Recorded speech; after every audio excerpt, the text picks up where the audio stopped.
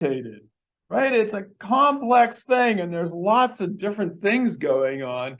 And anytime you have lots of different things and lots of different stuff happening, you end up with all these measurement questions. Like, what are we going to use for a unit? Where are we going to draw the line between one species and another? Because species are always interacting with each other, and sometimes they try to cross the species line and see if that works, you know, and sometimes we cross it for them. So how do we measure it? Should we use joules and all these energy equivalents and all these things? And you might have read this in this first chapter and your eyes are glazing over because, you know, but it's hard. There's a lot of information, a lot of stuff going on here. There's another question here, which is where Mickey comes in, which is about the boundaries of this thing. What's your quote here about, Mickey? And you asked an impossible question to answer, but you just centered on the quote. What is this about? There's a biome in a certain area, and then that's where they live. So it's easy to group them together based on similar environmental stresses. Is it easy? Easier than the entire world, maybe. At least we've narrowed it down a little bit from the world. There it is. It is possible to view the whole biosphere as an ecosystem, but too hard. So we're going to narrow it down. But the boundary question always brings up questions. That is to say, where do you draw the boundaries? How big is this biome going to be? And, you know, I mean, certainly you can look at a mountain or a river or something and try and draw a line there. But these species and these mammals, they keep crossing over and they keep migrating across your boundaries and getting into other people's biomes. And so at the beginning, we tried to look at this as kind of a closed system. And so we'd say, okay, from this grassland to this thing, we're going to close it all off and we're going to try and measure the things that are in this ecosystem, and we're going to look at it as a closed system. But even within a closed system, it presents some issues, right, Victoria? What's the problem of the system? What happens when one person starts changing?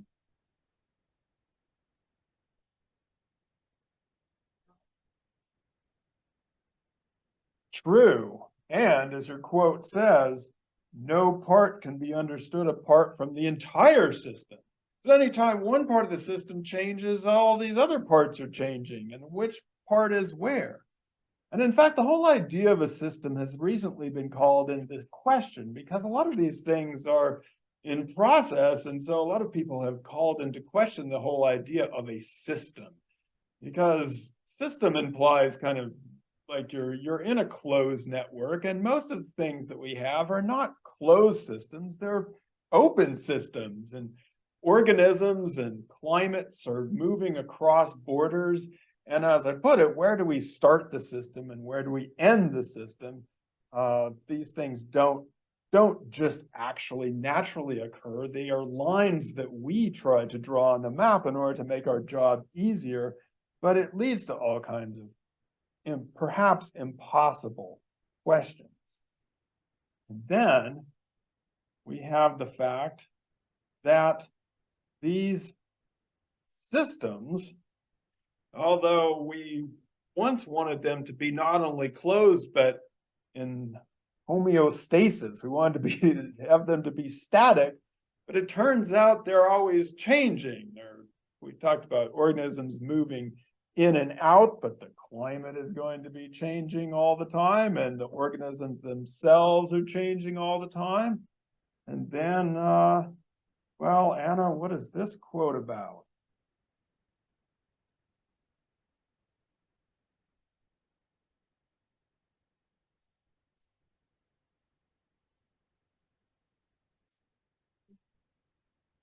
Yeah, which looks pretty complicated. Adaptations result from this and from interaction with other species. So we often hear about adaptation as being something kind of to an environment, but it's an interaction of individuals within the same species as well as interaction with other species. And so these things are constantly being modified and changing and adapting as all these things happen, which leads to, again, hopefully we've been able to better do some of these things because we've developed better computing power and better data power. In the old days, we had basically algebraic equations, and that was why we favored ideas of models that were based on closed systems and homeostasis, and we didn't want things to change very much so we could get a reading on it. These days, we have more complex models and simulations that allow us to run different situations through. Again, though, it's going to be a simplification. You're trying to approximate something that is enormously complicated. So this would be hard enough to do, except we have a special challenge in this class. We're going to put somebody else in here. Who? People. Yeah, we got to add in the humans. Exactly. This would be hard enough if we're just dealing with mammals other than humans, but we have to add in the humans. What's the problem with humans, Jacob?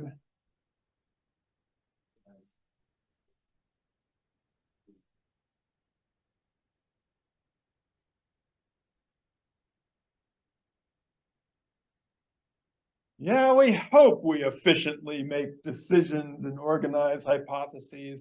There are some very big words you're using there. Can anybody boil this down into a simpler word for us about what humans do? Yes. Problem solving. Oh, yes, we love problem solving. That's too many syllables, though. I'm going to boil it down to one. Yes, Louis.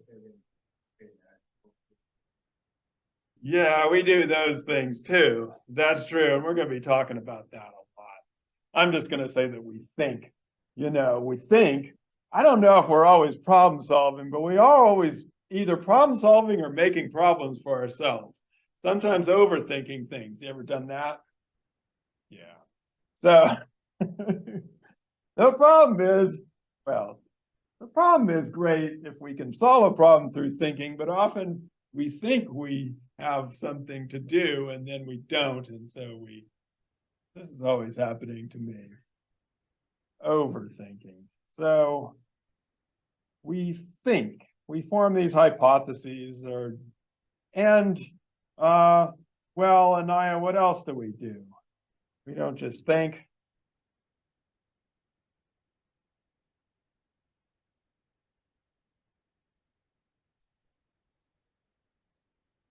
Well, yeah, that is a problem, is we're thinking about things and we're trying to think about the probabilities. And what are you doing when you're thinking and you're thinking about the probabilities of this happening, and then what do you finally have to do?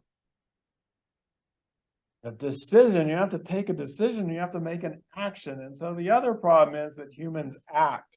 Oh, I don't know. I haven't got the hard copy of my book, but there it is, figure 1.6.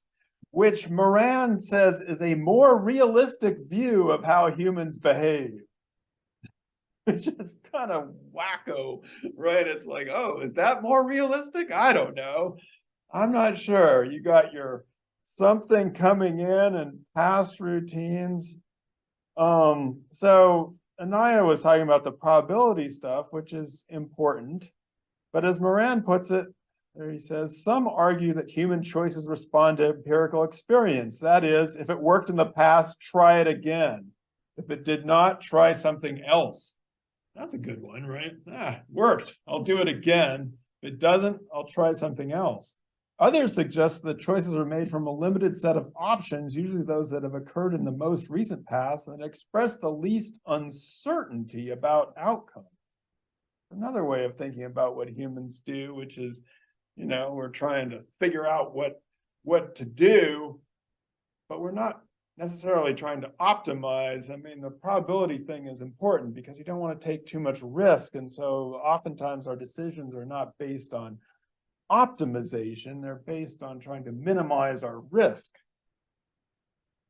All of this adds up to one of the weird things about humans. Autumn, what do humans have?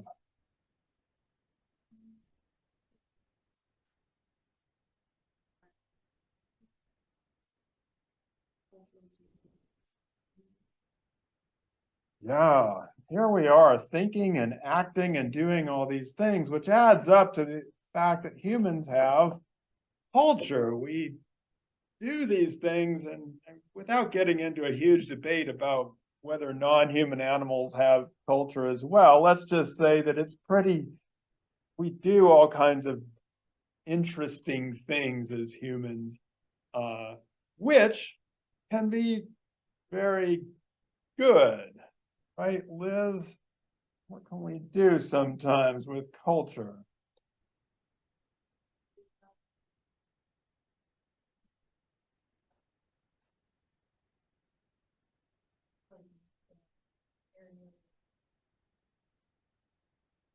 Yeah, so on the one hand, certainly culture must be crucial for adaptation. Put on some warmer clothes, make a building, put down some salt so I don't slip on the sidewalks. Wait a second. The sidewalks implies something about culture too. If I have to salt the sidewalk in order not to slip, what does that imply about my sidewalk?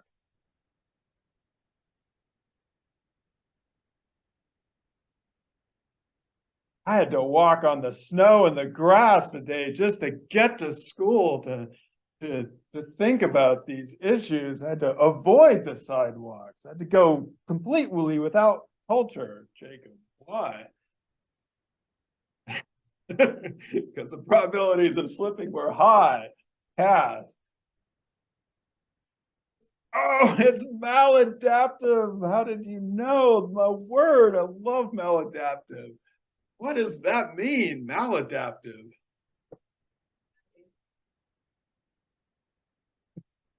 Yeah, sidewalks didn't seem to help me that much, and they're probably not that environmentally friendly. And then if I have to salt them down, we know where all that salt's going to go, and that's some bad stuff, man. I've been reading about that, trying to avoid using salt because then it all ends up in other places.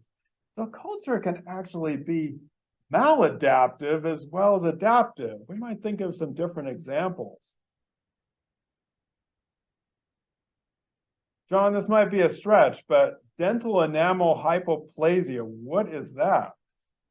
It is a phenomenon in which a individual or population has experienced severe stress, such as mostly within their environment, such as like undernutrition and stress. Most of the time they come from cultures within themselves. The culture create the problems from the environment and they have it.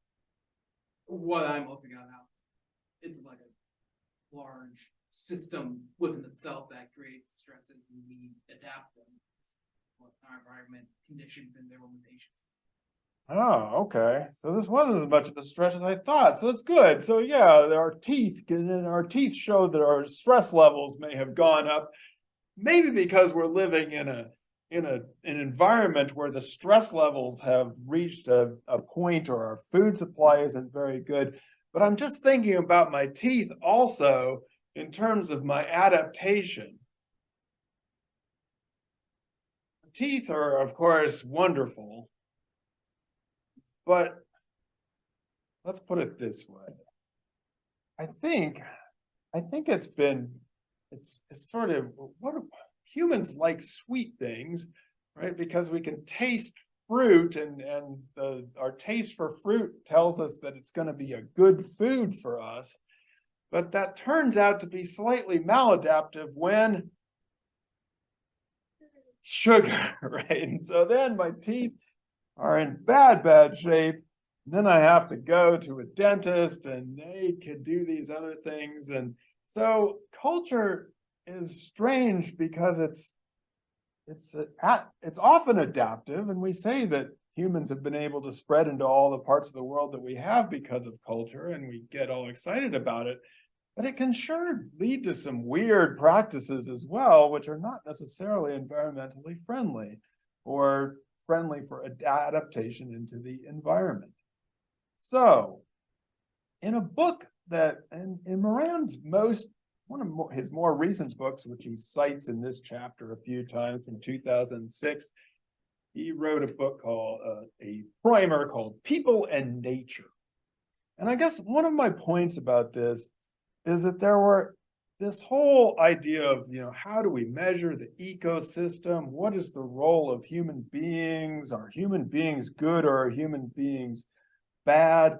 Led to a long series of debates.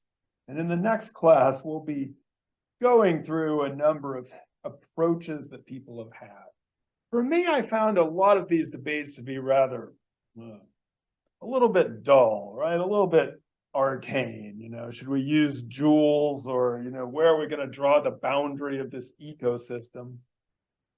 I like more the philosophical debates, but also those can be a little bit dull too, right? So, are humans naturally good in an environment? Are they naturally bad? Are people messing up the world? Or are they doing well? And so a lot of this, I guess, I would say, for many, many years, people just kind of debated these things in an academic or a philosophical setting. It didn't much matter, because when it came to the primary idea of how humans related to nature, the natural world, for many, many, many years,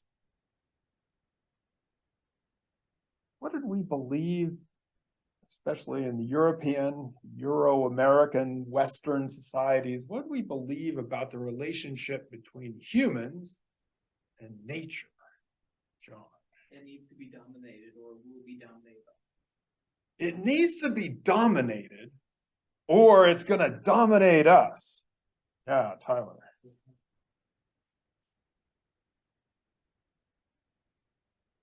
Yeah, and that there was a pulling apart, and either nature's going to rule us, but ideally we're going to dominate nature. How do we dominate nature?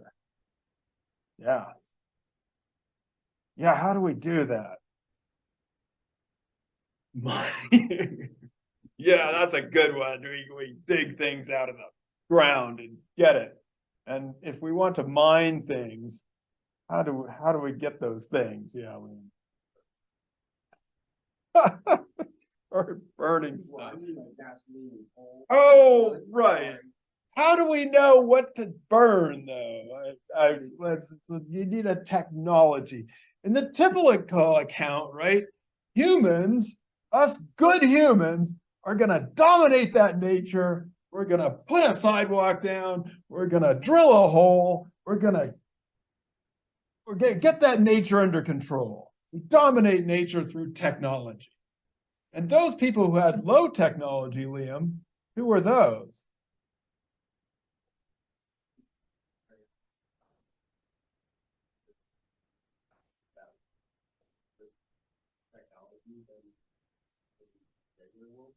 It's not necessary for survival.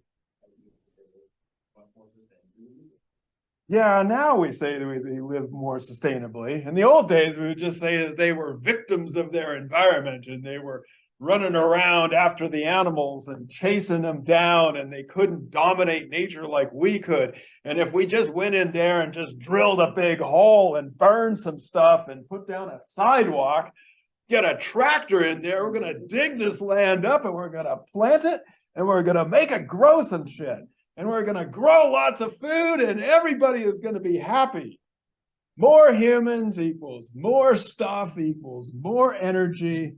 Actually, the page numbers in this, because I'm still reading electronically, or sometimes escape me, but as Moran puts it, it used to be said that the total energy, increasing the total energy, was seen as a success. The more energy you can make out of environment, the better things were.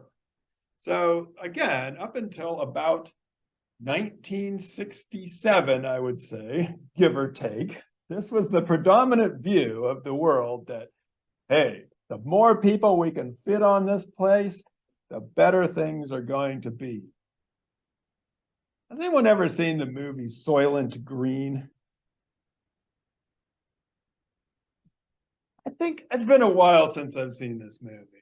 I would say it might held up pretty well, just kind of as a parable, but I won't fully recommend it. I do want to see, I'm going to try and show us the first 5 minutes of it from Turner Classic Movies. This is how you can see, you can get a sense of how people started to think about the world in 1973. So this is Soylent Green, came out in 1973. It's a classic movie. If you get a chance, I won't say I recommend it because, you know, the movies from 50 years ago are kind of weird, but they're depicting 2022, which I guess is just happened, or they're going to get to 2022. So let me see if I can actually, sometimes I can do things and sometimes I can't. Technology, yeah, I don't always have dominance over nature here. Let's see, I have to. So, around 1973, as they projected out into 2022, what the prevailing wisdom all of a sudden is, wait a second here, folks, this human thing is not quite exactly going so great, right? And so, as you can see from many films of that period, there was an idea that the population was going to be ever expanding, that there'd be 40 million people in New York City by the year 2022. Yeah, I mean, you'd have to, in the greater metropolitan area, no, even then. Yeah, so there'd be the idea of there was a book called The Population Bomb. That trash, of course, would be everywhere. That smog and the ozone layer was going to hell. Smog was everywhere. And it was interesting. We see them wearing those masks in 1973 or whenever it is, but not because of what we wear masks for. They were just trying to get away from the smog, right? So they thought we'd all be wearing masks just to keep out the smog. And there were a lot of things going on around that time. Like there was a Lake Michigan, I think, was on fire, and our rivers were polluted. And you never experienced before the days when we had the bottle deposits, when it was like 5 or 10 cents for a bottle. It was like we just threw them all out the windows. I mean, the sides of the roads were just trash heaps with bottles and cans and everything. Even I grew up in Montana where it was supposed to be pristine. This drive down the road and littered with bottles and everything. It was an interesting time, I guess I would say. Did I grow up in the 70s? I did grow up in the 70s. That was my formative years. Exactly. Yeah. Now that I think about it. The 70s. They were just getting rid of leaded gasoline. Not quite in time for me, but it was trying to get it out. Yeah. Now, what happened here? Obviously, New York City does not have 40 million people. And so the idea that population was going to keep growing at a Malthusian rate exponentially didn't work. And there were some very prominent successes, we might say, in terms of population reduction. Actually, what's our most prominent success for population control that we know of? That's the one-child policy in China. Moran notes that on page 11. Obviously we got all down on them for being so strict about it, but whoa, I mean, it worked so well that now they've basically eliminated it because they need more people to take care of the old people. Now all the old people are around and there's only half the people to take care of them. And so there's that. But I mean, there are other countries that didn't even have a policy. They at one point they thought that the Catholic countries would never be able to reduce their population because you know how the Catholics are. But it turns out Italy, Spain, France, those countries have some of the lowest birth rates in the world. So I don't know how they do it and maintain their Catholicness, but somehow they are able to do this to the extent that in all those countries they have been worried about replacing the people and that all the people are going to be old. And when, if you remember when COVID was first hitting in Italy, one of the reasons why people sometimes think it was so dire for the Italian population is because it's one of the oldest populations in Europe, if not the world. I was recently reading or listening to a story about the Korean, again, another country that people said, oh, they're so traditional, they are always going to have lots and lots of kids.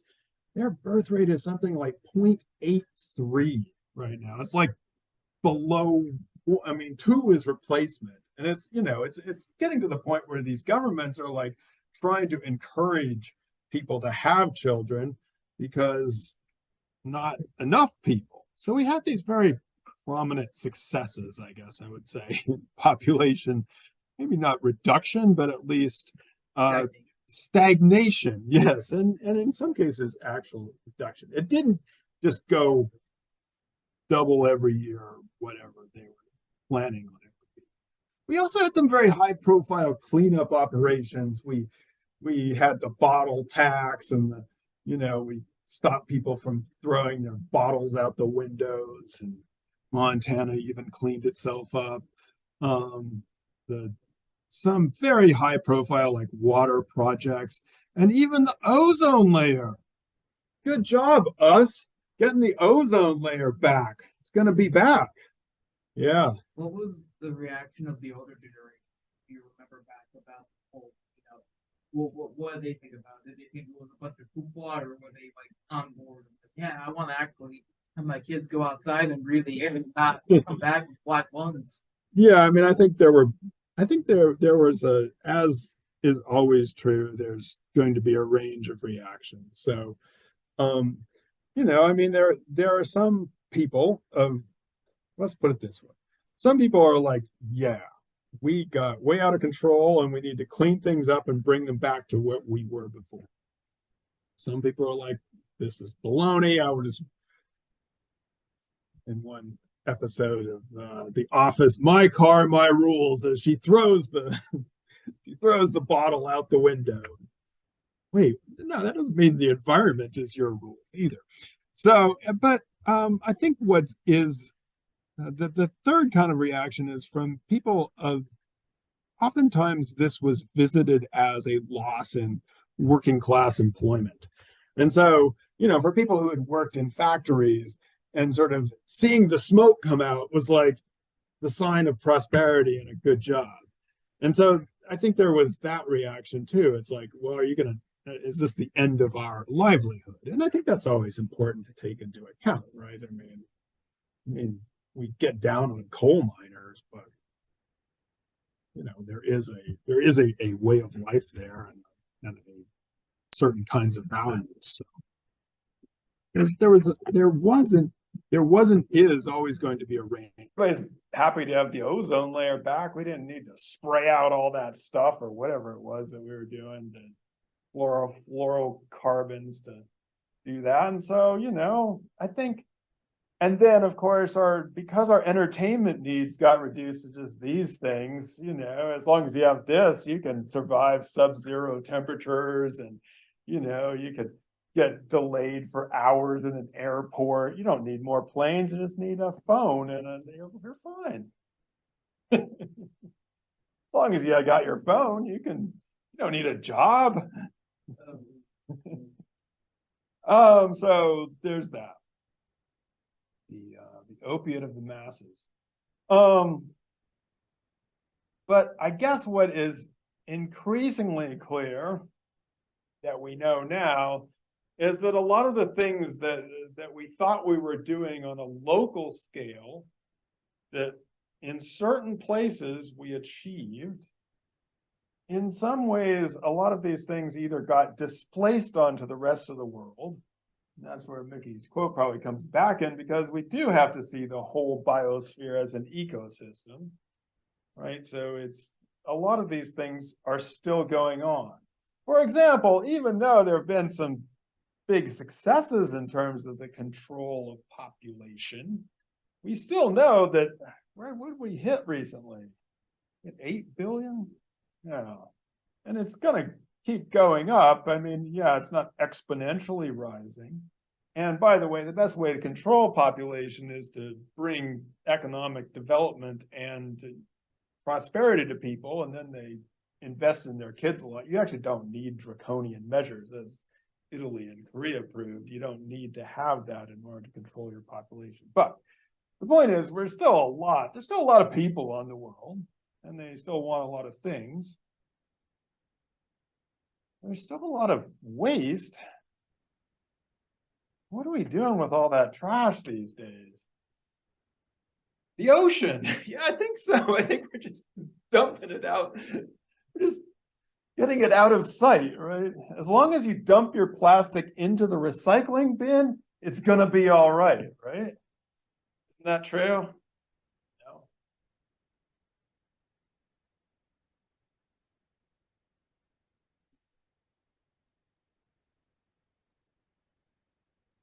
Yeah, no, I was being facetious. I think the trash is going into the ocean. There's that whole island full of plastic toothbrushes, I think, if I remember correctly. And then the thing about the plastics is, it turns out that once you throw your plastic into this, we often then just put all this plastics on a boat somewhere and ship it off to some other country. And they start digging through the plastics. They take the ones that can have, and the rest of them you just start burning them, which is kind of scary. So, you know, we haven't really solved that problem, although it maybe isn't like Soylent Green thought it was going to be. And then, well, Cass, what are we doing still also?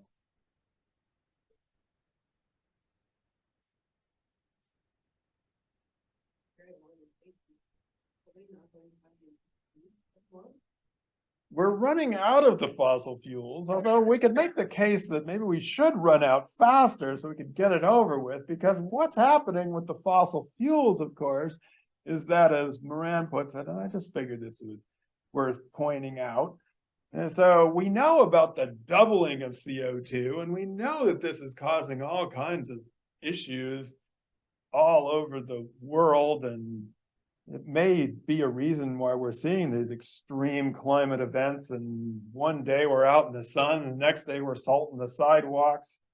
And so this is happening with a doubling of CO2. It kind of freaked me out from Moran, is that he said that a tripling of CO2 is not out of the question. And simulations of what such a tripling might imply have yet to be developed, because of the difficulty of imagining how biological organisms might respond to such high levels. That's cheery.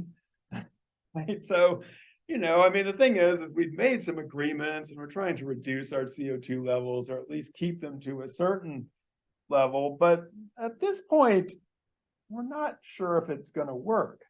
And the problem, Tyler, is what?